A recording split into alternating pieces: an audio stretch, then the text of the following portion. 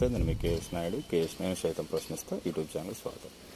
నిన్ననే లిక్కర్ షాపులు టెండర్లు ఓపెన్ అయిపోయినాయి. ఎవరెవరికి వచ్చినాయి అనేది తెలిసిన విషయమే.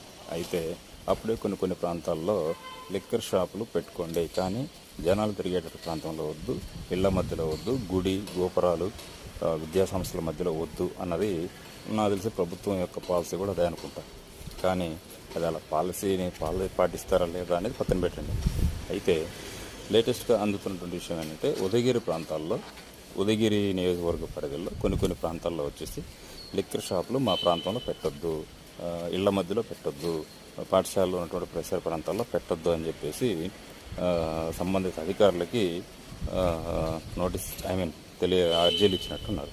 సో దీని మీద ప్రభుత్వం ఎలా చర్యలు తీసుకుంటుందో చూడాలి. ఖచ్చితంగా పెట్టాలంటే లేదు, ప్రజల యొక్క అభిష్టం మేరకు వద్దనుకుంటుందనే చూడాలి.